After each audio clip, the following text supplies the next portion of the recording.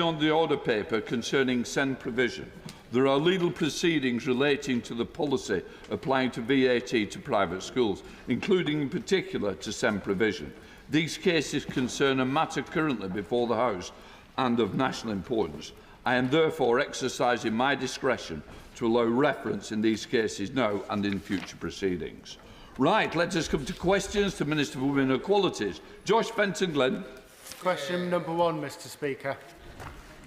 Secretary of State. Thank you, Mr. Speaker. If I may, because this is the first opportunity I've had to do so, can I just start by offering my heartfelt congratulations to the Right Honourable Member for East Surrey on welcoming her new son into the world. I wish her and her family every happiness in this wonderful phase of their journey together. Mr. Speaker, the Government is steadfast in its mission to halve violence against women and girls. Having run a women's refuge before coming to this place, I know how important it is for survivors to receive effective, timely support, and we are investing more in those services. Josh Fenton-Glenn. Thank you, Mr. Speaker. In their 2022 report, the Domestic Abuse Commissioner warned of a patchwork of provision in local services, with just 6 in 10 victims reporting being able to access a helpline and only 4 in 10 being able to get refuge accommodation. While local organisations like Women's Centre Calderdale do fantastic work for my Calder Valley constituents, not every victim and survivor has the right support when they need it. So will the Minister ensure that the upcoming Violence Against Women and Girls strategy includes a requirement for government to engage with the sector and ensure that women across the country get consistent care and support? Thank you, Mr. Speaker. I'd like to just start by paying tribute to Halifax Women's Centre for their vital work in Calder Valley and to assure my honourable friend that we will of course be engaging across government, drawing on expertise in the sector through the development of our new Violence Against Women and Girls strategy to be published later this year. We've also provided an increase of £30 million in domestic abuse safe accommodation services alongside wider work to support local commissioners to identify needs and commission appropriate services. We're Hobhouse. Speaker, organisations like Voices and the South Side Project in Bath provide a wonderful and very important service for victims of abuse, but they need the long-term certainty of funding. Does the Minister agree that we need this long-term certainty for them? Secretary of State. I'm grateful to the Honourable Lady for raising the excellent provision that exists in her constituency and the work that they do to support survivors. We are investing more in provision, but I do understand the point that she makes around long-term funding and the need for security of that, and that's something we'll be considering as part of our Vogue strategy. Liberal Democrat spokesperson Christine Jardine. Thank you very much, Mr. Speaker. We welcome, obviously, the Government's mission to halve violence against women and girls. The recent report from the National Audit Office makes grim reading, with 1 in 12 women a victim of violence every year and more than 2 million victims up to June 2024. But it also suggests that whilst there is this welcome focus on victims, we are not doing enough in prevention. So how will the Minister ensure that this mission focus on education and prevention is carried out in schools, as well as looking to support every survivor? And is she speaking to the Scottish Government about coordinating there? Thank you, Mr. Speaker. The Honourable Lady is right to draw attention to the legacy in terms of the picture painted by the National Audit Office. And that's why we are investing more, for example, in a new National Policing Centre for Vogue and Public Protection. It's why we are making sure we have a real focus on tackling high-risk offenders, intervening much earlier with further measures around domestic abuse specialists. But she is right too that this is also about prevention. This is a responsibility of all of us across society, men and women alike. And there is an important role for education, and that's we have work underway in the Department for Education to ensure that young people from an early point understand healthy relationships, what consent looks like, and of course I'd always be happy to discuss that with colleagues across the United Kingdom. Gregor Poynton. Thank you, Mr. Speaker. Women's equality and economic growth go hand in hand, but progress on closing the gender pay gap stalled under the previous government.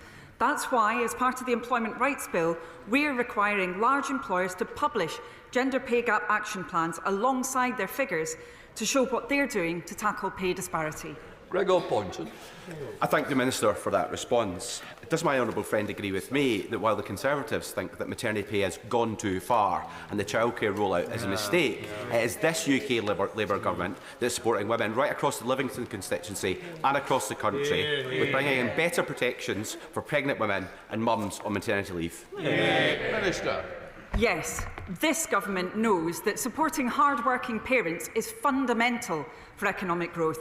Our enhanced dismissal protections for pregnant women and new mums will make it clear to women that the law is on their side. That's the right thing for women, and it's the right thing for our economy.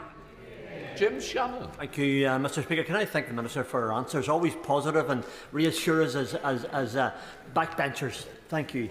What discussions have taken place with the Department for Education in encouraging young women to consider apprenticeships in mechanics, in joinery and a host of other trades which are equally well paid and which they can do every bit as well as men can, which are historically underrepresented by women? Thank you so much. Minister.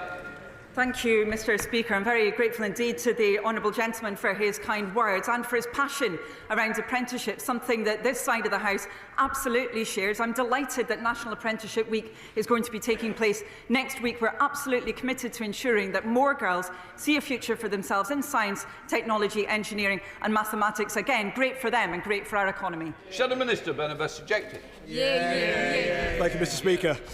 On Monday, a judge in an employment tribunal brought by the GMB union ruled that predominantly female Asda employees on the shop floor and predominantly male employees working in Asda's warehouses in completely different roles and conditions were carrying out work of equal value. As a result, this ruling, similar to that which bankrupted Birmingham City Council, could cost Asda £1.2 billion in back pay and an annual wage bill increase of £400 million, an even bigger blow than the additional £100 million increase in their wage bill as a result of the Chancellor's budget.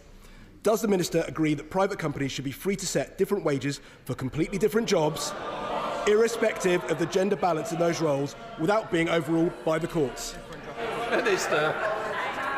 Thank you, Mr. Speaker. I think the response of the House is very similar to the response of the general public and indeed the response of business.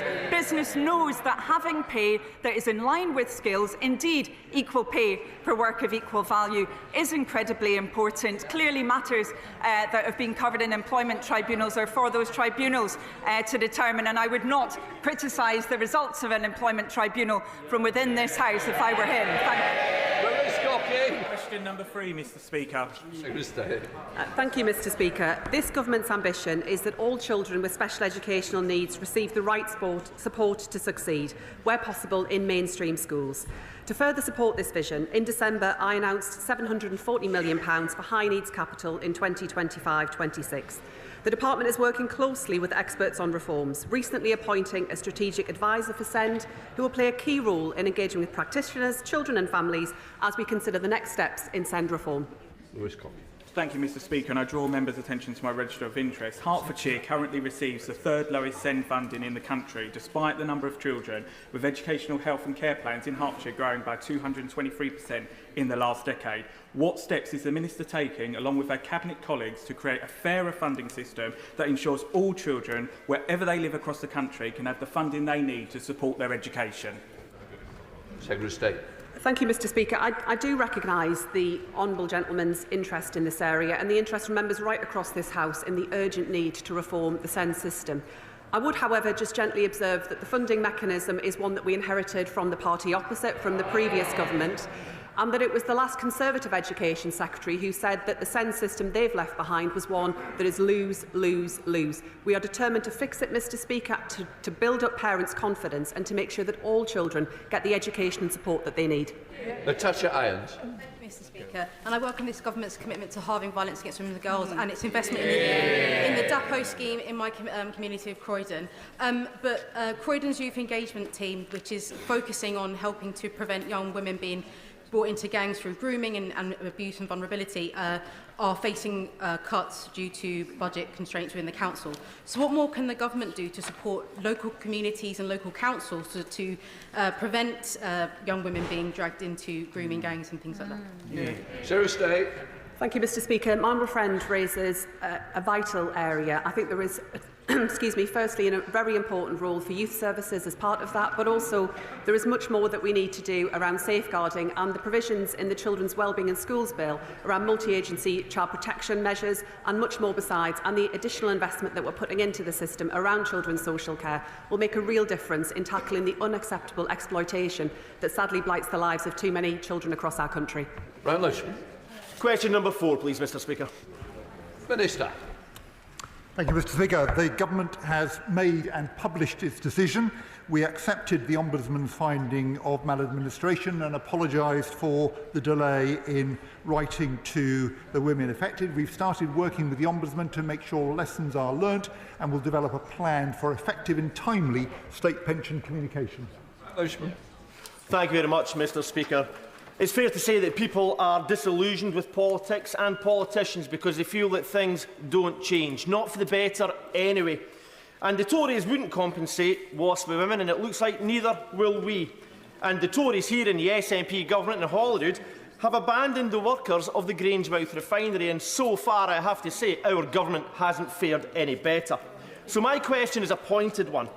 Does the Secretary of State and the wider government not realise that if we don't provide the positive change that we promise and we improve living standards, then the next government could be a hardline, far-right effort that looks to impoverish society further?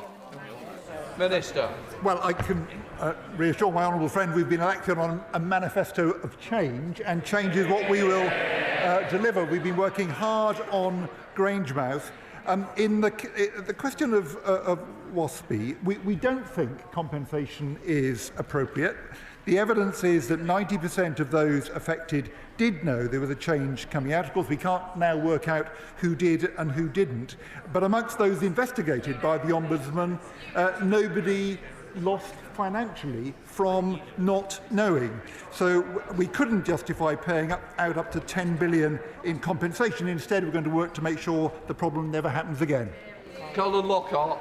Thank you, Mr. Speaker. Women across this United Kingdom feel let down by this government, and rightly so. What will the Minister do to reassure those women by he needs to put action to his words and support these women who have been wronged for so many years right across this United Kingdom?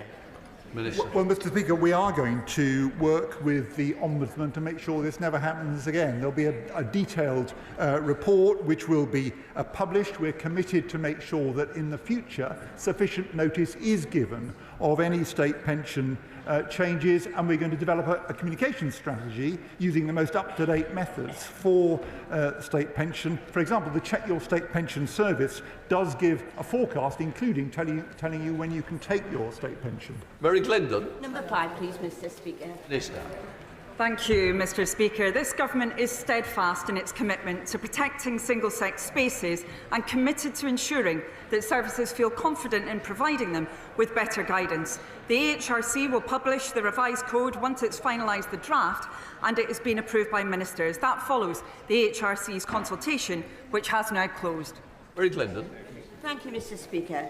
The Government has recognised there is confusion or lack of awareness about the Equality Act single-sex exceptions and how to apply them in practice.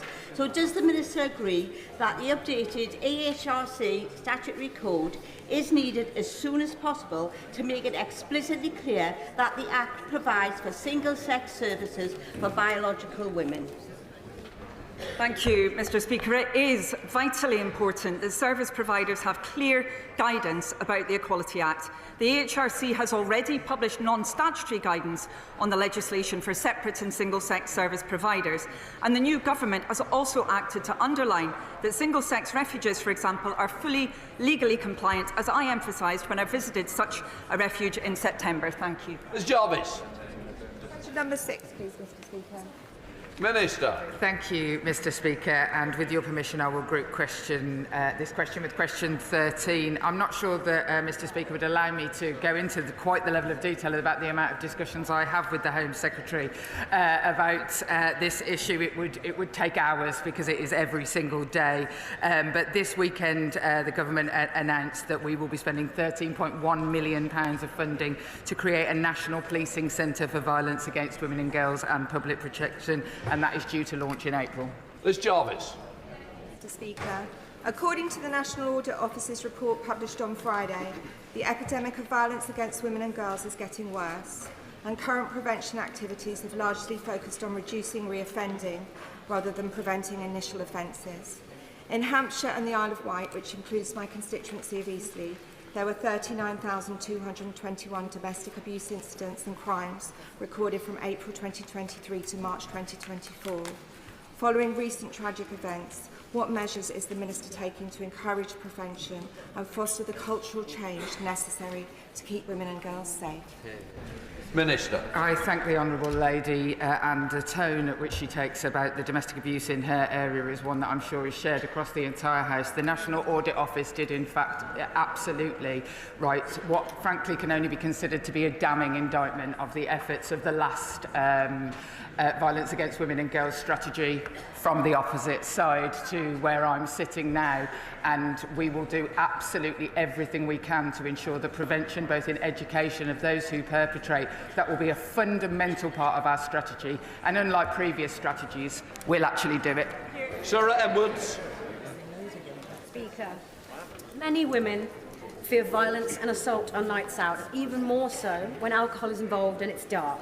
In my constituency of Tamworth, the Tamworth Street Angels do vital work, ensuring that people feel safe in the town centre during the evenings, and they offer support when women need it most. Will the Minister agree with me that we should support organisations like Tamworth Street Angels, and will she join me in congratulating them on their recent King's Award for voluntary service? Minister.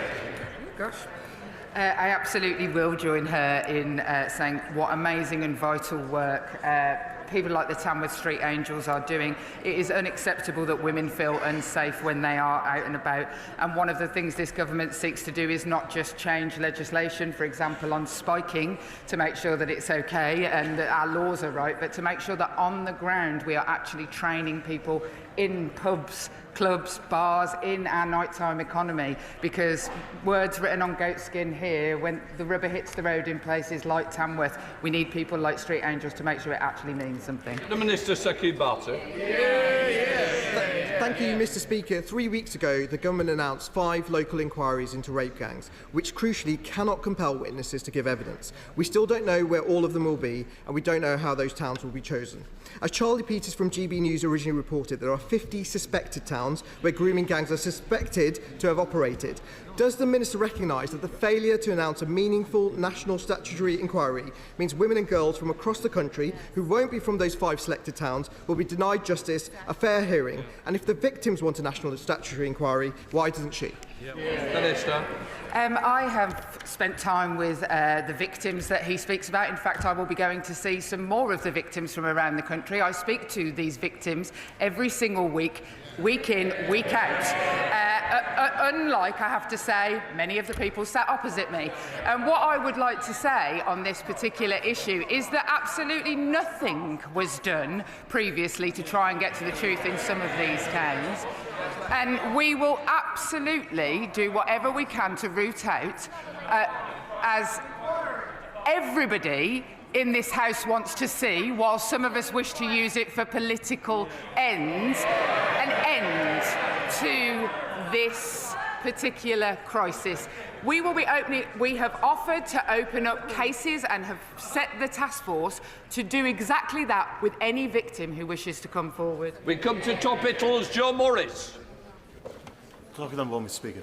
Secretary of State. Thank you, Mr. Speaker. This month we celebrate LGBT History Month. LGBT individuals have shaped Britain's history and continue to contribute greatly to our society. We are also celebrating Race Equality Week and our commitment to raising living standards for everyone, putting more money into people's pockets through measures like ethnicity pay gap reporting. These initiatives demonstrate our commitment to fostering a more equal and inclusive society where everyone's dignity and rights are respected. Joe Morris. Thank you, Mr. Speaker. The whole House will be aware of the importance of the Tyne Valley Railway line to my constituency. It's essential that our stations are accessible to all, and local campaigners like Tynedale Active Travel and Rosanna Lovett have expressed their frustration about the inaccessibility of stations across our beautiful constituency. So will she join me in commending their work to make travel truly accessible? Mr. Speaker, I do join with my honourable friend. I know the Tyne Valley line very well, a very beautiful part of the country. It is important that the rail network is accessible for all passengers, and that is at the heart of our approach. I will make sure that Transport Ministers look into the case that he raises and provide some more information on what action is being taken for his constituents. Secretary of State, Davis. The call for evidence the Leader of the Opposition started as Equalities Minister last year asked the public to share examples of bad guidance on single-sex spaces and services. This Labour government initially shared just 42 responses. That is 1% with the Equality and Human Rights Commission, the body that gives advice to institutions on equality in the law. Mr. Speaker, why did they rule out 99% of the public's responses? This is a massive betrayal of Labour's manifesto commitment to protect single-sex spaces. The public rightly deserve to have every single one of over 3,000 submissions considered properly by the EHRC. We're on topicals again. We've got to keep it short and punchy. Watch the answer come back. Come on. Mr. Speaker, the previous government's scope was narrow. We are taking action to give all providers the assurances that they need that single-sex spaces can be provided. I have met with the EHRC on this point. I have written to the EHRC on this point, and I will take no lectures from the party opposite on single-sex spaces when the use of mixed-sex hospital wards increased on their watch. Thank you. Mr. Speaker, my living wage intern starts next week, just as a Sutton Trust report shows that internships are a critical entry point for careers, but that working class graduates are 20 percentage points less likely to complete an internship than their wealthier peers, and that most internships are never advertised. So what is my right honourable friend doing to ensure that career success is based on hard work and talent and not your parents' social networks? I absolutely agree with my honourable friend. No young person should be held back by their background or expected to work for free. We remain committed to banning unpaid internships so that young people are paid fairly, and we'll set out further details in due course. Thank you, Mr. Speaker. In Norfolk and Waveney, 44% of women on a gynaecology waiting list have been waiting longer than the 18-week NHS target for treatment, 1 in 10 over a year. These are the worst waiting time stats in all of England. So can the Minister tell me what conversations she's had with the Health Secretary to make sure that women in North Norfolk will no longer be left behind? Minister. Thank you, Mr. Speaker. We've had many conversations with the Health Secretary on this because it's unacceptable that women were let down because of the lack of action by the previous government. We're overhauling women's healthcare, placing women's equality at the heart of our agenda. That includes investing an extra £26 billion in the health system. Thank you. Speaker, working class boys in the North East are being held back by an attainment gap that's based both on gender as well as income. The previous government had no strategy for dealing with such attainment gaps. What will this government do? Will you commit to a strategy on this? Mr. Speaker, I agree with my honourable friend. It is disgraceful that the attainment gap rose under the last government, and I won't rest until we deliver for kids from communities like ours. I agree it's not good enough that only 1 in 5 disadvantaged white British boys achieve grade 5 or above in maths and English at GCSE. We are determined to turn this around. We are investing more in our schools and in driving up school standards. Ellen Maguire. Thank you, Mr. Speaker. What steps is this government taking to improve female representation in all areas of sport, not just on the playing fields, but also in the commercial side of sport, including advertising, management and merchandise? I'm grateful to the Honourable Lady. She raises an important issue. We do need to make sure that there is diversity where it comes to representation in sport at all levels, and I'd be happy to look further into the issues that she has raised today.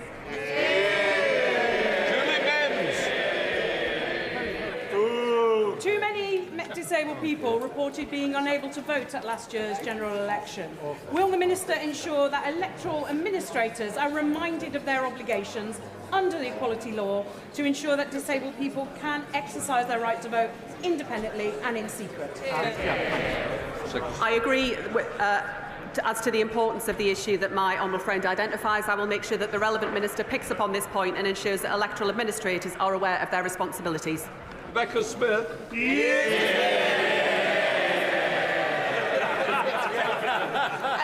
The government has a long-standing position that it does not engage with the Muslim Council of Britain. So why did the Disability Minister decide to breach collective responsibility to attend a recent dinner hosted by the MCB? The government's position in terms of relations with the MCB has not changed. Thank you. Committee, Sarah Owen. Thank you, Mr. Speaker. It's the beginning of LGBT History Month. Trans people across the UK are struggling to access healthcare and finding it difficult to go about their lives with dignity, as their identity comes under constant attack from powerful people across the world. Progress cannot be taken for granted. So can the Minister please reconfirm the government's commitment to the entire LGBTQ+ community and outline what steps are being taken to engage with LGBT people in the UK? Sorry, please don't do that, because I've got to get... No, it's no use shrugging your shoulders at me. I've got to get other members. If you don't want other colleagues to get in, please tell them I do. Secretary of State. Mr. Speaker, we remain steadfast in our support for all LGBT people. It is essential that they are safe, included and protected from discrimination. Richard Alden, final question. Indeed, Mr. Speaker. Does the Minister consider incredibly high rates of first cousin marriage in certain communities of up to 100 times that in the general population, an equalities issue, and what discussions has she had with the Minister of Justice about it? Mr. Speaker, we continue to keep these matters under review. We are looking carefully at the Law Commission's report into marriage, published in 2022, and we will respond in due course. We now come to Prime Minister's questions. Dr Neil Hudson. Question number 1, Mr. Speaker. Brilliant. Prime Minister. Thank you, Mr. Speaker. I know the whole House will be appalled by the death of a young boy in Sheffield on Monday. Our hearts go out to his family and his loved ones. Knife crime blights our communities, and we redouble every step to ensure that young people are kept safe. Mr. Speaker, on Monday, I met other European leaders in Brussels to discuss vitally important focus on security and defence in a volatile world. I'm determined to reduce barriers to trade, making it easier for businesses to do business, and ensuring a better relationship with our European partners delivers for the British people. Mr. Speaker, this morning I had meetings with ministerial colleagues and others in addition to my duties in this House. I shall have further such meetings later today. Dr Neil Hudson. Thank you, Mr. Speaker. Sadly, suicide is the biggest killer of young people under 35. Andy Airy, Tim Owen and Mike Palmer are the 3 dads walking. They each tragically lost their precious daughters, Sophie, Emily and Beth, to suicide. And they have campaigned tirelessly for suicide prevention to be included in the school curriculum in an age-appropriate way. We met with the previous Prime Minister in Downing Street, and suicide prevention was added to the RSHE curriculum guidance for consultation last year. I know the Prime Minister has met the 3 dads and supports their campaign, but sadly progress has stalled.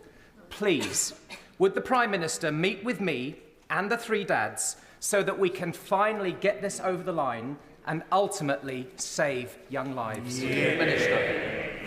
Well, can I thank him for steadfastly raising this really important issue, particularly during Children's Mental Health Week. I have met the 3 dads walking. They're inspirational. Their courage is extraordinary. And as the father of young children, I don't know how they're able to campaign in the way that they do. I'm not sure I would be able to do so. So, of course, I can assure him that I will meet them again and push this agenda, really important agenda, forward.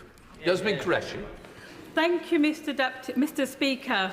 86% of trains at Kersley Station in my constituency were delayed or cancelled in the past 12 weeks, and this is widespread throughout the Bolton South and Walkden.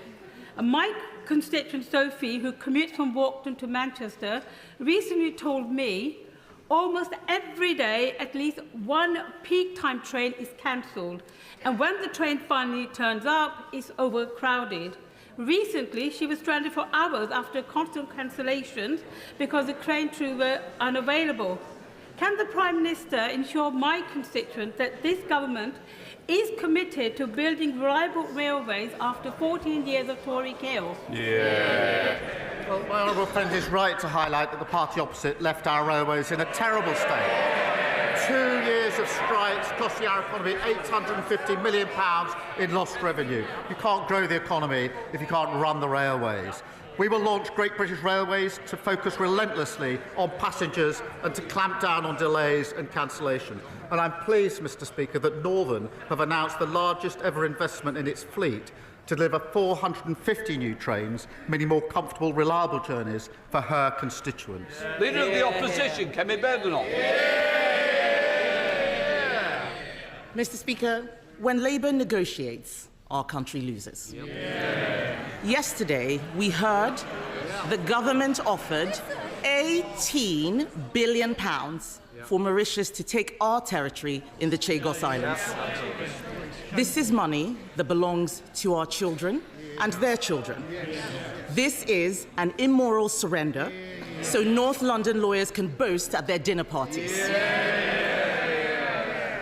Mr. Speaker, when Labour negotiates, we all lose. Sometimes they don't even bother. Why did the Energy Secretary withdraw government lawyers from defending the case against the eco-nutters who want to obstruct Rosebank's oil and gas fields? Mr. Speaker, let me deal with the serious issue she raises in relation to the Chagos case. This is a military base that is vital to our national security and to national security. A number of years ago, the legal certainty of that base was thrown into doubt. And let me, Mr. Speaker, let me be clear, and I'll pick my words carefully. Without legal certainty, the base cannot operate in practical terms as it should. That is bad for our national security, and it's a gift to our adversaries. Now, some within the party opposite know exactly what I'm talking about. That is why, Mr. Speaker, that is why the last government started negotiations about sovereignty and about securing the long-term use of the base. Mr. Speaker, they were right to do so. That's why the last government conducted 11 of the 13 rounds of those negotiations. And, Mr. Speaker, they were right to do so. That is why this government has completed that process, and we were right to do so. Mr. Speaker, I will set out the details when they're finalised, and it will, of course, be presented to Parliament. But if the Leader of the Opposition is properly briefed on the national security implications when she's asking these questions, which she's perfectly entitled to do, then she knows exactly what I'm talking about in terms of national security and legal certainty. If, on the other hand, she's not properly briefed on the national security implications, she's not doing her job, she's not concerned about national security, and she's not fit to be Prime Minister. Mr. Speaker, how can anyone believe that this man is defending UK interests when he bends the knee to anyone who asks him? His answer was so weak and so waffly, it is no wonder he needs a voice coach. But he didn't answer the question I asked him, why the Energy Secretary was not defending our country. The Energy and Environment Secretaries received nearly £400,000 worth of donations from Lisbeth Rousing. It's her money behind the court case that will stop an £8 billion investment, threaten thousands of jobs, and endanger energy security for all of us. Did the Energy Secretary refuse to defend UK interests because he's funded by billionaire eco-zealots? Prime Minister. Well, Mr. Speaker, I'll come to that very issue, but I noticed she didn't say she was briefed about the Chagos issue. This is important. Mr. Speaker, when she became Leader of the Opposition, I said to her that I would give her a briefing on any national security issue if she asked for it. That's very important to the way that we run our democracy. She has not asked for a briefing on the Chagos case. And that's because she's more interested in chasing reform than in national security. In relation to oil and gas, it'll be part of our energy supply for many years to come. We've been absolutely clear about that. But we are going through a transition. It's important because that transition to renewable energy will give us lower bills, energy security, take Putin's foot off our throat, and it's good for the national interest.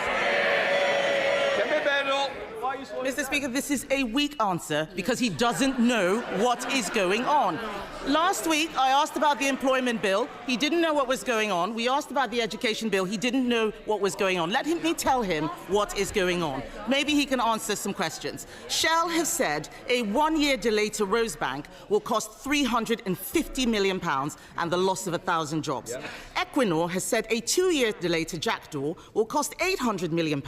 The only benefit I can see is the £400,000 to Labour ministers. At a time of war in Europe, threatened energy security, increased competition from the US and elsewhere, we should be getting British oil and gas out of the ground. Does the Prime Minister have the guts to take on Labour donors and his Energy Secretary and approve the licence applications when they are resubmitted? Prime Minister. Mr. Speaker, she doesn't even want to know what's going on, otherwise she'd have asked for the relevant briefing. She knows the position on Rosebank. She knows the court case that has meant that the licence has got to be reviewed.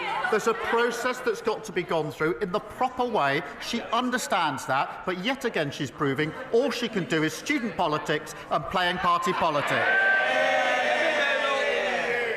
Mr. Speaker, I am speaking on behalf of the people of this country. When Labour negotiates, our country loses. When Labour negotiates, our country loses. He's talking about bringing growth and investment. Last week, he lost a £450 million investment from AstraZeneca that we negotiated, Mr. Speaker, and which would have delivered growth immediately. That same day, he also lost the £8 billion oil field investment that would have delivered next year. Business is abandoning the North Sea because of his decisions. What signal does he think he is sending to investors? As she knows, AstraZeneca was a commercial decision. She must understand that. But, Mr. Speaker, all she does is come here every week, carping from the sidelines, talking our country down. We've got the highest investment for 19 years. PwC say the second best place to invest in the world. The IMF has upgraded growth. Wages are up. Inflation is down. There's more to do. Reforming planning and regulation. Building new homes. Supporting a runway, the third runway at Heathrow. What unites these? Championed by Labour, opposed by the Tories. Mr. Speaker, it's so hard to believe anything he says. This is a man who needed emergency voice coaching on Christmas Eve. This government is so clueless. It is borrowing £8 billion. It is so clueless. It is borrowing £8 billion for GB Energy, a vanity project that is not great, not British, and does not produce any energy.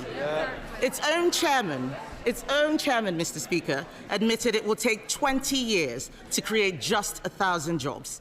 Meanwhile, 200,000 jobs are at stake in our oil and gas sector right now. Does he think that 1,000 jobs in 20 years' time are worth more than the 200,000 jobs we have now? Prime Minister. Again, she clearly hasn't been briefed or doesn't want to be briefed. GB Energy, a publicly owned energy company that will drive the move to renewables. That is not about the number of jobs in HQ. It's about the thousands upon thousands of jobs they will generate to give us energy security, something we didn't have under the last government, take Putin's boot off our throat, something we didn't have under the last government. They lost control of the economy. We're getting it back. He can waffle as long as he likes, Mr. Speaker. But we know that Labour promised to bring energy bills down by £300. Instead, bills are going up. He's freezing pensioners while shoveling money to Mauritius. The Prime Minister isn't just managing decline, Mr. Speaker. He is creating decline. He has the power to grant these licences, open these oil and gas fields, save British jobs, and bring down bills. Why does he find it so hard to do the right thing? Right.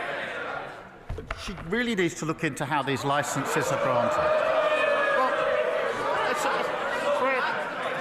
I appreciate that their reset seems to be having no policies apart from cutting pensions and having no briefings on relevant issues. Let's just remind ourselves, they presided over the biggest drop in living standards on record. Mortgages went through the roof and they left a £22 billion black hole. And we learned last weekend, Mr. Speaker, that under the last government, £35 billion was lost on benefit fraud and error. Who was at the Treasury at the time, you might ask, Mr. Speaker? The Shadow Business Secretary and the Leader of the Opposition. They want to give lectures. No thanks.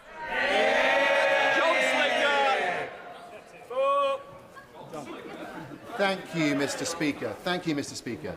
The honourable member for Clacton says that his party is, and I quote, open to anything when it comes to changing our NHS and open to an insurance-based system. So can my right honourable friend confirm that under a Labour government, the NHS will be there for everyone when they need it, not having to worry about the bill? Well, Mr. Speaker, the NHS is the lifeblood of our country, and that's why we invested £25 billion at the budget, a record amount, and we're making it fit for the future through our plan for change. What a contrast with Reform, whose leader has said that those who can afford to pay should pay for our healthcare. Under Labour, the NHS will always be free at the point of use for anyone who needs it. Leader of the Liberal Democrats, Sir Ed Davey. Thank you, Mr. Speaker. Can I associate myself with the remarks of the Prime Minister about the terrible murder of the 15-year-old in Sheffield and say that we will support any effective action against knife crime that the government proposes? At his first Prime Minister's questions, I told the Prime Minister about my constituent Andrea. A full-time carer for her mother, Andrea is one of thousands of carers caught up in the carers allowance scandal, hounded by the DWP for repayments. The Prime Minister accepted there was a problem and set up an independent review, and we welcomed that. But 2 months after the announcement of the review, Andrea received a letter summoning her to a tribunal next week. Her mother's health has been deteriorating. She's had to go in a care home. This is the last thing Andrea needs. So will the Prime Minister step in and do the right thing and cancel Andrea's tribunal and all proceedings against carers like Andrea, at least until the review is concluded? Prime Minister. Mr. Speaker, we set up the independent review, and I know he welcomes that and was the right thing to do. I don't know the details of Andrea's case, but I will certainly, if he provides them to me, make sure that we have the details and look into what's happened in her particular case. Sir Ed Davey. I'm grateful for that reply. The Secretary of State for DWP wrote to me and wasn't interested in engaging, so I hope the Prime Minister will. Mr. Speaker, turning to foreign policy now, last night many of us were alarmed to hear President Trump speak about forcibly displacing 1.8 million people from Gaza. The Prime Minister has spoken to the President on several occasions now.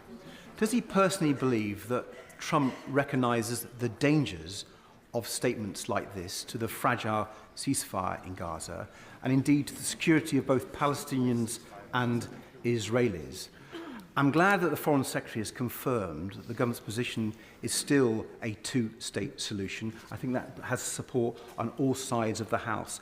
But will he reassure the House that this position and our concerns on these dangerous statements from the President will be communicated to the White House directly and firmly? Prime Minister. Well, Mr. Speaker, you raised a very important issue.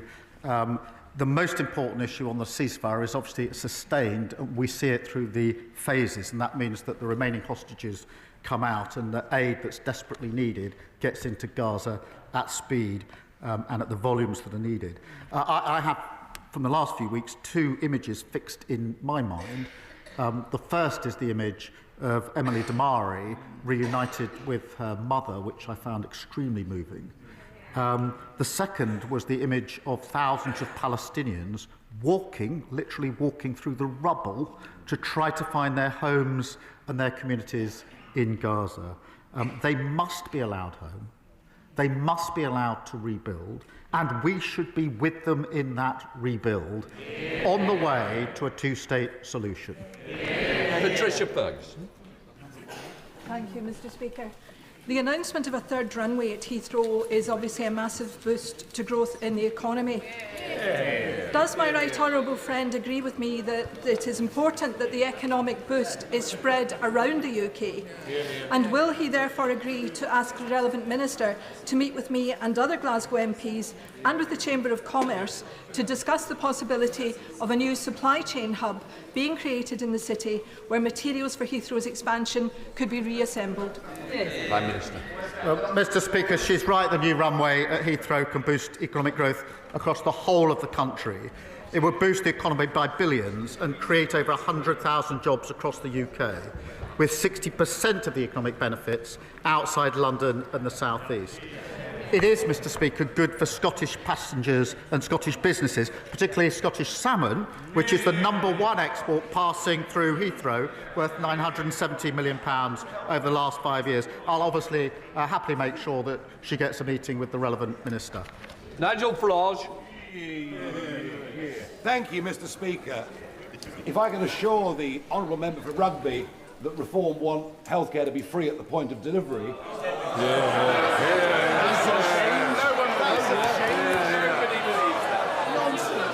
I'm sorry.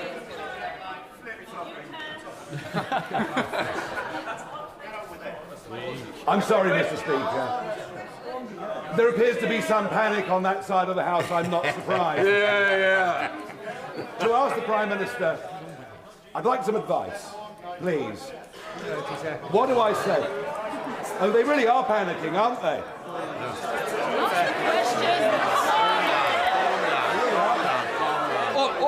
Order.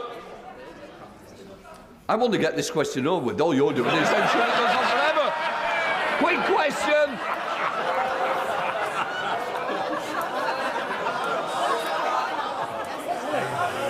To ask the Prime Minister for some advice, what do I say to 25,000 constituents in Clacton, including...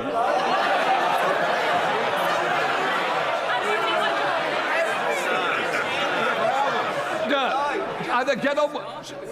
No, you've got it. No, we're not both standing at the same. Look, I need a quick question, then I can get you the answer.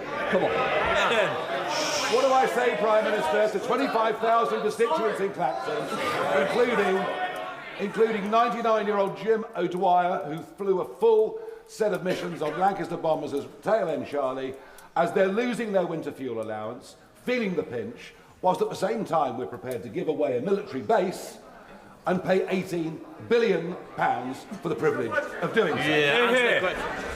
Mr. Speaker, he talks of panic. The only panic is people using the NHS who know that under his policy he wants to charge them for using the NHS.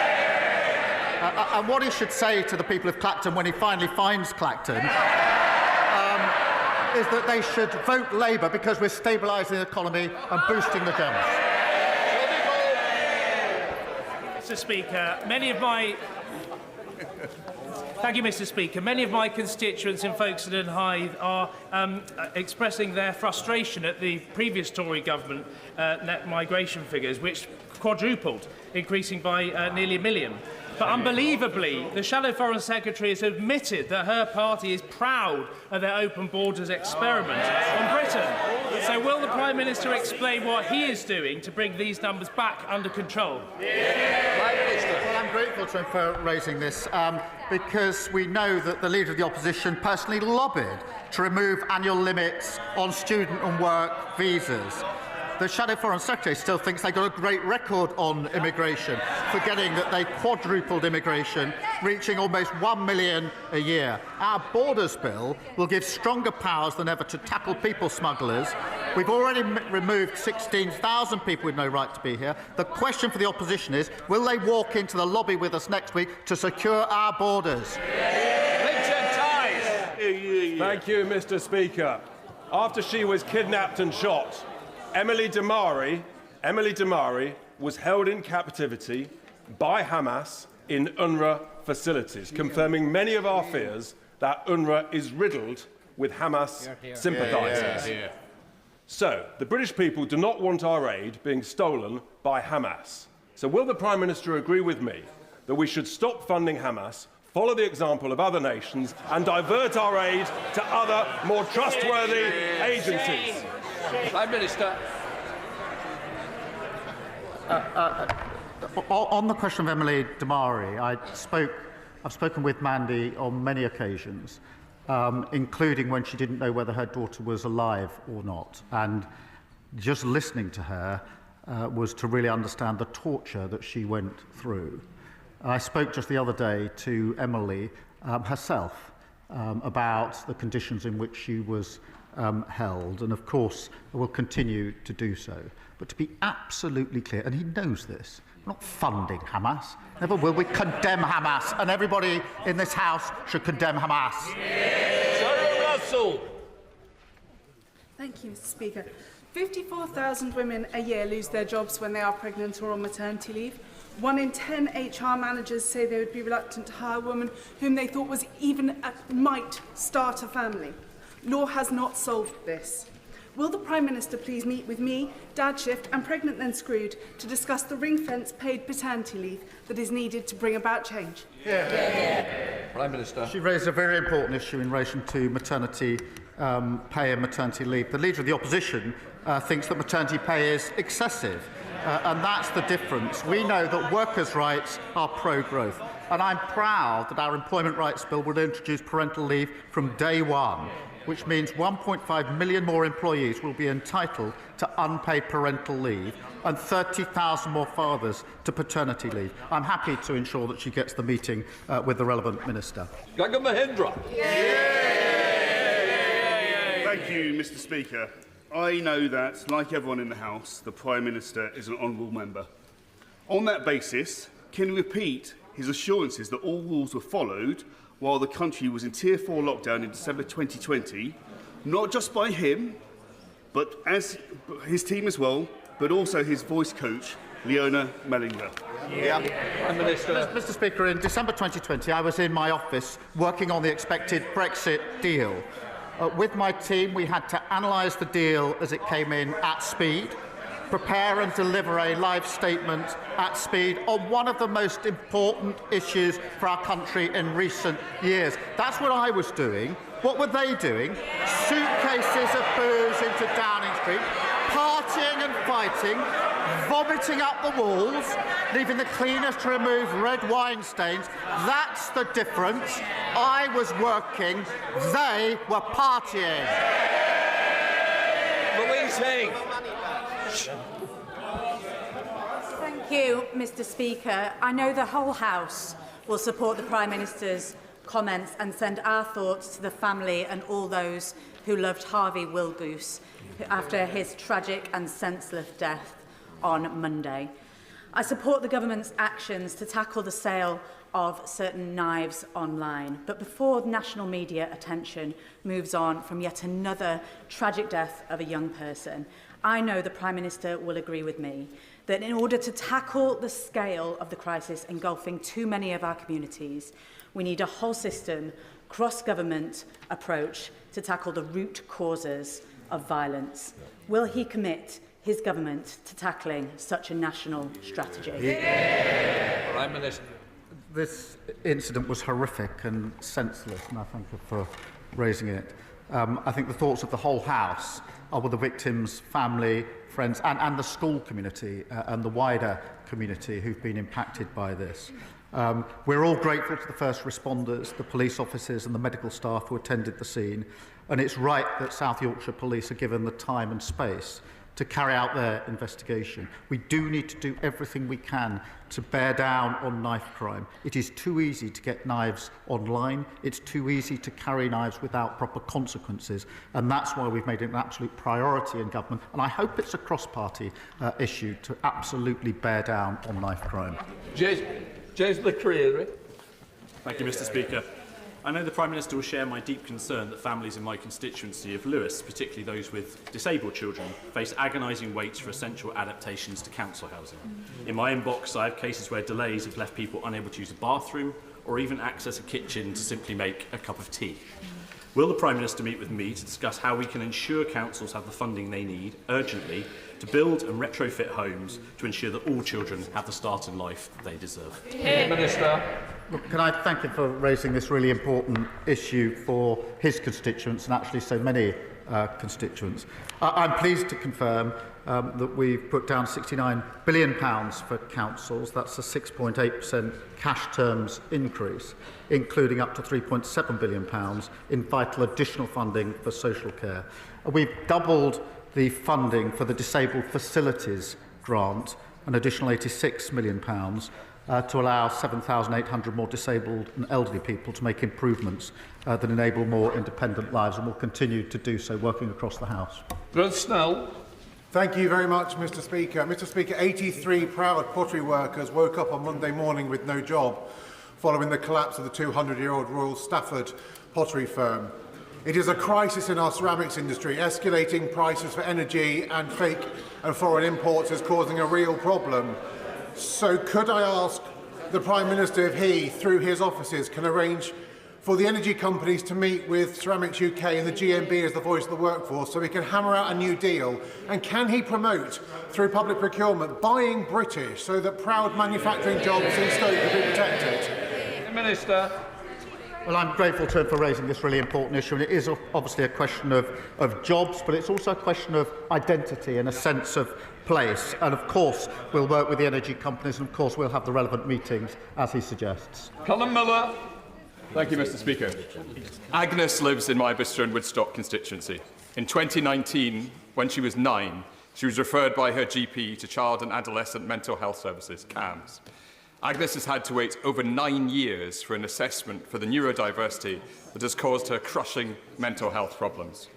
Last year, when Agnes's dad, Jim, sought to accelerate her appointment, he was told that CAMS could not see her or prioritise her appointment, and I quote, unless Agnes is actively trying to kill herself. Jim asked me to raise this case today because he wants to ensure that no other child goes through the same experience as his daughter. Will the Prime Minister meet with Agnes, Jim and me to hear their story? Minister. Can I thank him for raising this issue in that way, and pass on to Agnes and Jim just how impactful what he has said is, and how important it is that he continues to raise this issue, because far too many children and young people are waiting far too long to receive the mental health support that they need, and we're determined to ensure more children and young people can access high-quality mental health support in a timely manner. Thank you, Mr. Speaker. Those. Llandudno is a beautiful seaside town, a wonderful place to visit. But businesses are struggling with the rise in shoplifting. In many cases, thieves are stealing a full view of staff because they just don't fear the consequences. The recent funding boost for neighbourhood policing is very welcome, but could the Prime Minister please tell my constituents what more this government is doing to tackle retail crime and deter repeat offenders? Prime Minister. Well, for far too long, crimes like shoplifting have been written off as low level. That's wrong, it's devastating, and the party opposite left us with rising crime and effectively told the police to ignore shoplifting under £200 worth of goods. We've got rid of that shoplifters charter and working hard to make sure that we take a grip where they lost control. William. Thank you, Mr. Speaker. Following my right honourable friend, the member for Kingston and Surbiton, I wanted to raise an equally troubling case. My constituent retired from the police force to care for his wife, working a part-time job to help pay the bills. As his earnings were not consistent, there were times he was above the carer's allowance threshold, causing later payments to be withheld. He's now owed thousands of pounds, and recently he's been diagnosed with grade 4 glioblastoma, which has made the situation even more serious. Will the Prime Minister agree to look at this situation and ensure the Department for Work and Pensions supports rather than penalises carers? Prime Minister. Again, we've obviously set up the independent review into exactly what happened in these cases, which was the right thing to do. We will look at individual circumstances. So again, if she's willing to pass the details to me, we'll look at them. Joanna Baxter. Mr. Speaker, Audit Scotland recently exposed the incredible funding crisis facing our councils in Scotland. £759 million of a funding gap. They also reported that the 12 councils that make up the Strathclyde Pension Fund are reducing their employer contributions from 19.3% to 6.5%. Does the Prime Minister agree with me that instead of taking money out of workers' pensions, that the Scottish Government appropriately fund our councils? She's absolutely right to point out the failure of the government in Scotland. They don't want to talk about that failure. They've got the powers, they've got the resources, they just haven't got any excuses left. Close question. Yep.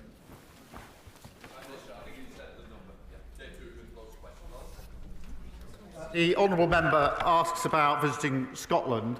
As he knows, my first visit as a Prime Minister, within days of becoming Prime Minister, was to Scotland, where I met the First Minister. I've also been for the meeting of the Council of Regions and Nations in October, Interpol General Assembly in November, the British-Irish Council in Edinburgh in December, and look forward to going again very soon. Dave Duggan. Interesting, Mr. Speaker, the Prime Minister couldn't tell me when he was going to be coming to Scotland next. But does he agree with the withering assessment of the eminent politics professor Sir John Curtis, who says the current UK Prime Minister is the worst thing to happen to Anas Sarwar? And if he doesn't, and he should, does he think it's stripping Scottish pensioners of their winter fuel payment, or abandoning workers in Grangemouth, or attacking the national insurance payments of farmers? Does he believe that is what's catastrophically torpedoed Labour in the polls in Scotland? So when he does get a date, he can even bring his Chancellor with him to back him up on the numbers, assuming she's still the Chancellor by then. I remember when that rhetoric used to come from them sitting down here. Order. Mr. Dugan, I want... Order. Mr. Dugan, I want no more. Prime Minister. He has to shout, Mr. Speaker, because they're so far up there, so few of them, that they can't get heard without shouting. My constituent Matthew and his mum Catherine, alongside Emma Murphy and Janet Williams, have campaigned for many years to get compensation for families affected by the epilepsy drug sodium valproate. 12 months on from the Patient Safety Commissioner's report on this matter, those harmed are still waiting for the recommendations to be implemented. So can I ask the Prime Minister how much longer individuals and families impacted by valproate will need to wait for the clarity they seek? And will the Prime Minister arrange for the Health Minister to meet with valproate campaigners to discuss this important matter? Minister. Well, Mr. Speaker, this is obviously a really important matter. I understand the Minister for Patient Safety did meet patient groups before Christmas to hear their stories and their accounts and experiences firsthand. And we will provide an update on the Patient Safety Commissioner's report at the earliest opportunity to the House. Saoirse Eastwood. Thank you, Mr. Speaker. We all know how the song goes. You gotta know when to hold them, when to fold them, when to walk away and when to run. And we've done all of them in Northern Ireland because the system of government that we have is a gamble. Well, I'm not prepared to roll the dice on the people of Lagan Valley who have already been without government 40% of the time. Secretary of State for Northern Ireland says he wants to stop the cycles of collapse. So do I. But don't then turn around and tell us in Northern Ireland that we can't deliver public service transformation if no steps are taken to stop the collapse. The people of Northern Ireland who I represent, nationalist, unionist and unaligned like myself, are all out of aces. Our public services are on the floor. Will this government be the one to step up to the plate, reform the institutions, end the veto and stop rolling the dice on the people of Northern Ireland? Prime Minister. Mr. Speaker, since 1998, the Good Friday Agreement has delivered a far more peaceful society in Northern Ireland, and that is really important. Restoration of the power sharing was a significant milestone and allows the institutions to make progress on the most important issues to the people of Northern Ireland, and will continue to work with all parties to that end. Jill Furness. I was delighted to recently visit Chaucer School, a great school in my constituency with fantastic young people and innovative and motivated teaching staff. But 14 years of Tory government did not do enough for more than 300,000 children across the country, attending schools that are stuck and kept receiving poor Ofsted judgments. Will the Prime Minister set out how this government will tackle inequality and tear down barriers to opportunity through our plan for change? Mr Speaker, the Children's Wellbeing in Schools Bill will ensure that all schools can innovate, new teachers are qualified and every child receives a consistent core education to set them up for success in life. Dr Danny Chambers. Mr Speaker, 5 months ago, the Care Quality Commission reported that 2/3 of maternity units in England were unsafe. And years of unsafe staffing levels have resulted in the NHS paying an astonishing £1.15 billion a year in compensation due to avoidable injuries caused during childbirth and sometimes deaths. The previous Conservative government have allowed maternity services to deteriorate to the point where many consider it to be a public health crisis. Will the Prime Minister commit to improving maternity care and women's health services as a top priority so our maternity unit in Winchester and those around the rest of the country are the safest places in the world for women to give birth? I thank him for raising this important issue. Women and babies deserve the highest standards of care through pregnancy, birth and the months that follow. We're committed to recruiting thousands of new midwives for the NHS whilst providing support to trusts failing on maternity care. Mr Speaker, we're working with the NHS as it delivers a 3-year maternity plan, which is making good progress in improving services, including for his constituents. Final question, Michael Wheeler. Mr Speaker, last week I had the opportunity to visit 2 of the local job centres that serve my constituency of Worsley and Eccles. The dedication of the staff I met to helping our local community, supporting people into work and adapting to the area's needs was inspiring. Does the Prime Minister agree with me that we must listen to their frontline experiences as we look to remove the barriers to work that keep people locked out of jobs, and will he visit these teams with me to see the work they do? Well, I thank him for his question. Our Get Britain Working White paper sets out the biggest reforms to employment support in a generation, backed by £240 million of investment. And through our plan for change, we'll boost living standards, more secure, rewarding jobs to make work pay. Thank you, Mr Speaker. That completes Prime Minister's questions. No.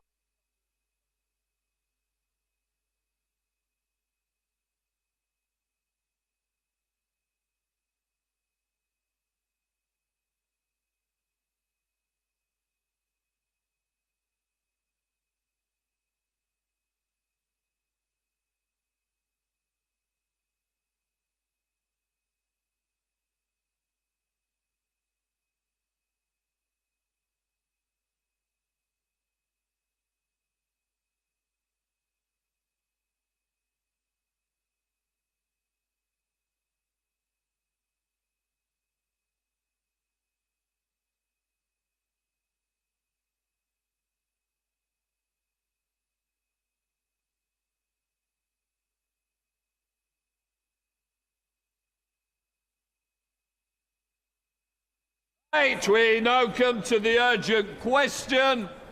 Nigel Farage. Thank you, Mr Speaker. To ask the Secretary of State for Foreign, Commonwealth and Development Affairs if he will make a statement on the negotiations of the transfer of sovereignty of the Chagos Islands to Mauritius. Minister.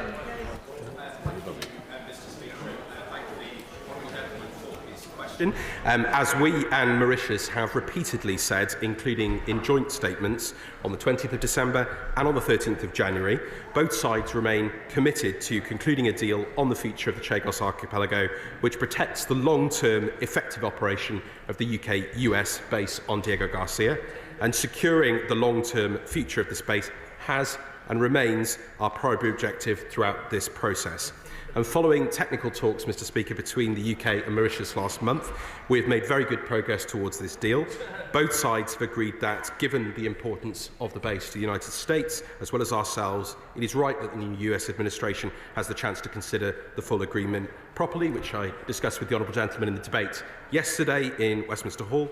We are closely engaging with the administration, including, of course, sharing the full details of the agreement, Mr Speaker, and it would not be appropriate or usual for me to give a running commentary on the detail of those discussions or the agreement. Parliament will have the opportunity, as I've said on a number of occasions, Mr Speaker, to scrutinise the deal in the usual way, and following signature, the Government will bring forward a bill to enable implementation of the treaty. I must reiterate, Mr Speaker, that the Government inherited a situation where the long-term future of the military base, which is vital to UK and US security, as the members opposite know, was under threat. The previous Government recognised this, Mr Speaker, and that is why they began negotiations in 2022 and held 11 rounds of negotiations. This Government has secured a deal that protects the base for at least the next 99 years, which can be extended, and this means the UK and the US will be able to operate the base unchanged well into the next century. There will be clear commitments, Mr Speaker, in the treaty for robust security arrangements, including preventing the presence of foreign security forces on the outer islands and ensuring the base can continue to operate securely and effectively. And we would only agree a deal that we are confident protects our national security and that of our allies. Nigel Farage. Thank you, Mr Speaker. Well, the Mauritian Parliament had the opportunity yesterday to debate this at length. It seems perhaps you were rather more reluctant to be here today. Jonathan Powell, our National Security Advisor, has been doing the rounds in Washington, and he's been telling everybody, including the new Cabinet members, that this is necessary, that we have to give away the sovereignty of the Chagos Islands, and that in those circumstances, a negotiated 99-year lease is the best option. But of course, that's just not true, is it? It just isn't true at all. It doesn't stand. There is no legal basis on which we have to give away the sovereignty of the Chagos Islands. An advisory judgment from the ICC has no force of legal power whatsoever. Indeed, America disregard it so much, they're not even members of it. And I am pretty convinced, and by the way, they've been fairly busy with foreign policy, the Americans, just lately, so perhaps no wonder that Diego Garcia has not been high on their agenda. But when the Americans wake up to the fact that this has been done wholly unnecessarily, I wouldn't be surprised if we find ourselves, together with the European Union, in their tariff regime. Can the Minister confirm there is no binding legal basis for this transfer of sovereignty whatsoever? This time. Well, thank you, Mr Speaker. I mean, the Honourable Gentleman goes over ground that he has gone over before and which I've answered in this House and indeed discussed in the debate yesterday. We've been very clear, as indeed the previous government was, that this base was not on a secure footing. This has been done in full agreement with the US national security apparatus across the place. And he referred to the ICC. Of course, it was the ICJ which made that judgment.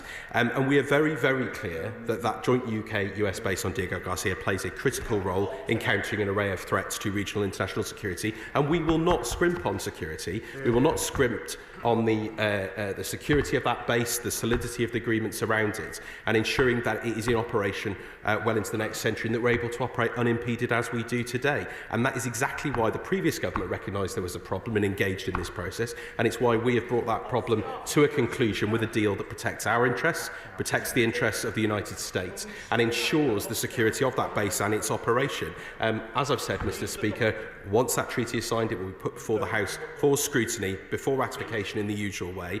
And Mr Speaker, I do have to say that the chuntering from opposite, the opposition seems to have collective amnesia over this. They know fully the reasons behind this.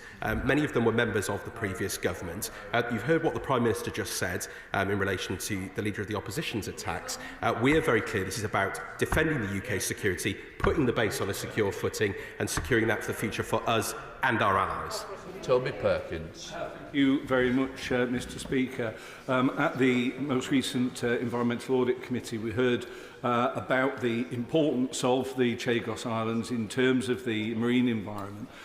Can my honourable friend tell us any more about the specific reassurances that we've had about that crucial area in terms of biodiversity in the marine environment and how that will be protected after this deal, any discussions that he's had?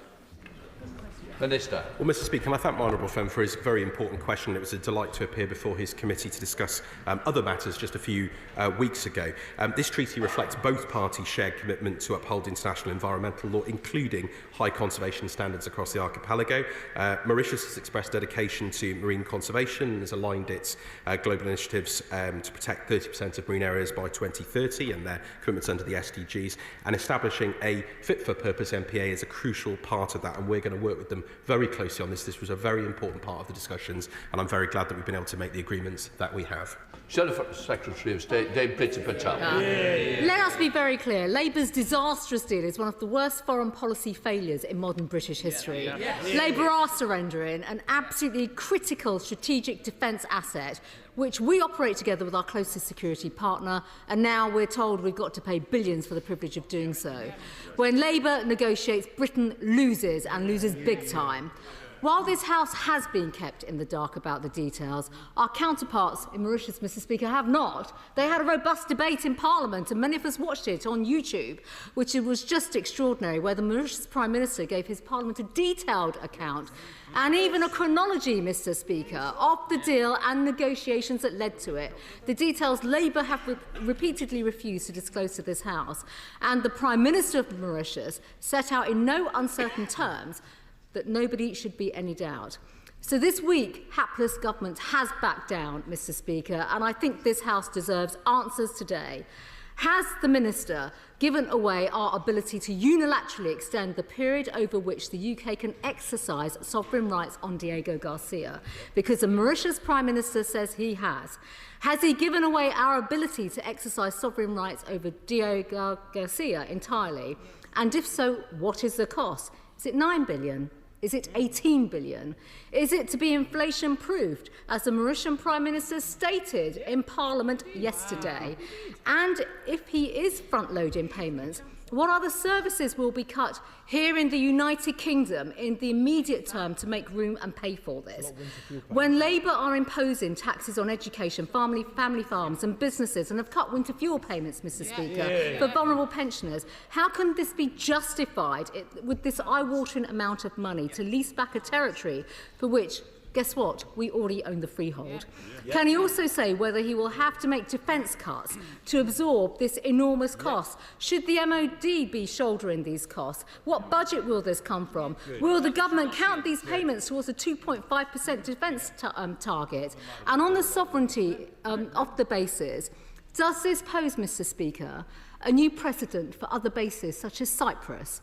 And the Mauritius Prime Minister said last month that his AG met the Minister and the Attorney General. So can the Minister confirm what was discussed? And importantly, can I just reiterate again, if the government thinks this is such a good deal, does he still stand by that? And is he going to defend our interests?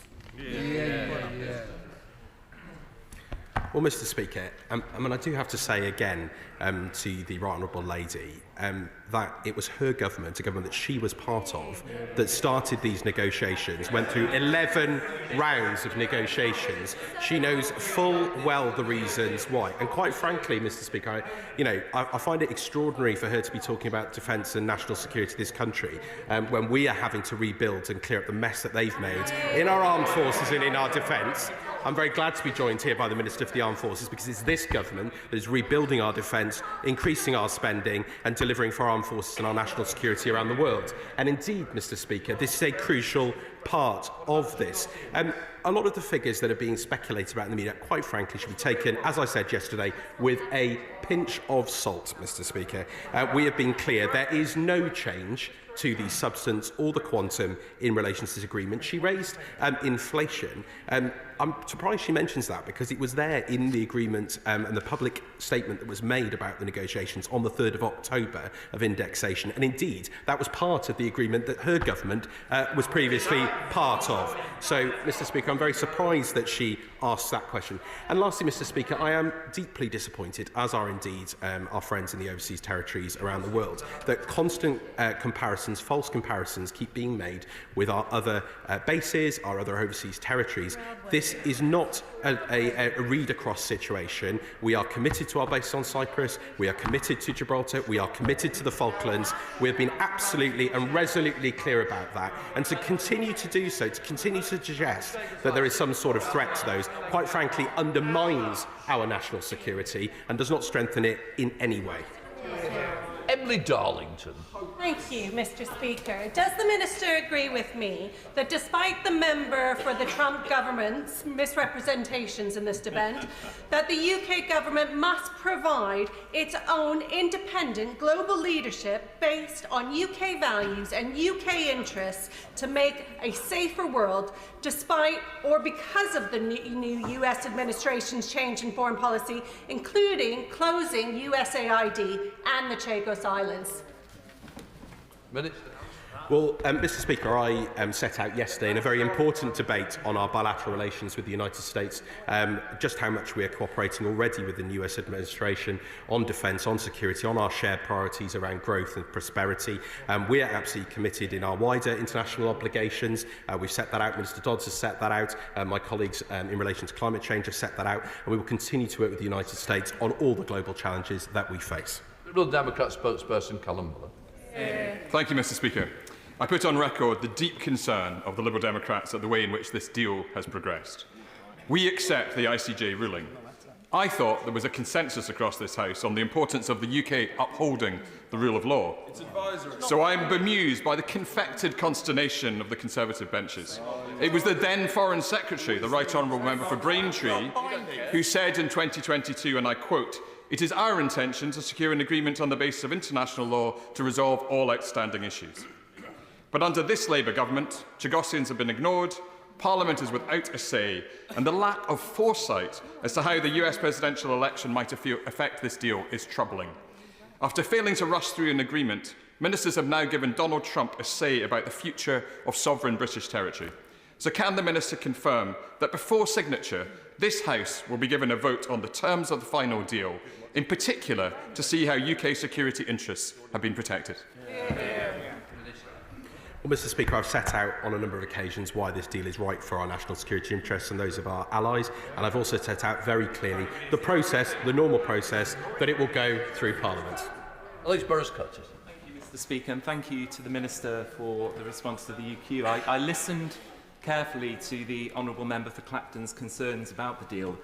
And Mr. Speaker, I'd say if those concerns are about the possible costs, then given his register of interest states he's earned over nearly £600,000 in the last 6 months since his election, perhaps the Minister might agree with me, he could make the Honourable Member for Clacton could make a donation to the government in order to secure our national security. Order. I'm sure you want to ask a serious question, actually.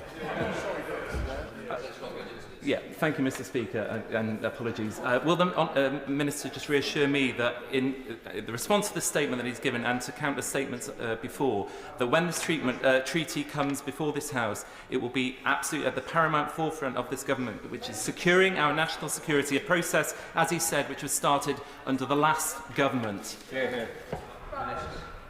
Well, Mr. Speaker, we won't scrimp on national security, as I've said. There's been no change to the substance of the deal, nor the overall quantum agreed, and we will present the process in the usual way, as I've said on multiple occasions. Thank you. Oh, which Andrew?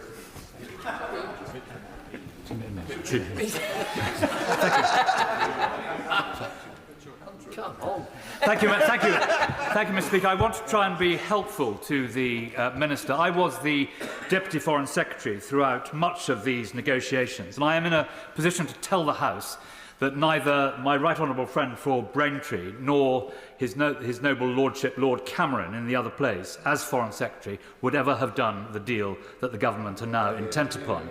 And can I say that I think he must be praying every night for a get-out-of-jail-free card, that when the American administration do come to look at this deal, they will veto it and get the government off the hook.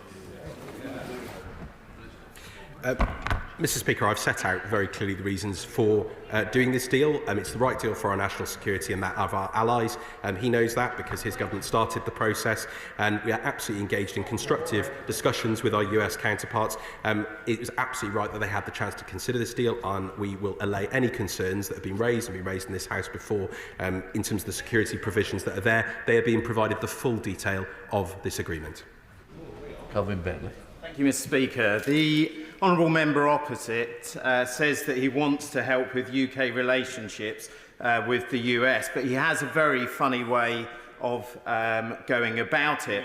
The members opposite state over and over again that they understand the desires and the psyche of the US military and of its people, and yet they ignore the fact that the ICJ rulings aside, the US, its present and previous administration, understand the language of business and agreements and not the gentlemen's agreements of the past that have marred discussions and negotiations about the stability and persistent military presence on the islands. It's for this reason that I asked the Minister if he will agree with me that the confirmation of the legal status of this base will cement our role in the Indo-Pacific and put us in a strong position to counter Chinese influence within the region. Well, he's absolutely right about protecting against malign interests, and that is exactly at the heart of this deal. He's also exactly right about the history of why this deal was needed, and that was, of course, recognised by the previous governments, why they started the negotiations. We wanted to put this base on a secure footing well into the next century, which was indeed what I assumed they were trying to do previously. They spent 11 rounds negotiating. We've come to a deal which is in our national interest, and most crucially, it is our national security and that of our allies which is at the heart of this. There are multiple safeguards in place in the treaty, and those will protect our national security and that of our allies. Desmond Sway. Given what he's told the House today is so at variance with the report of the Prime Minister of Mauritius, surely it raises in his mind alarm bells about the nature of the polity and the individuals with which he's negotiating. And has he entirely lost his moral compass?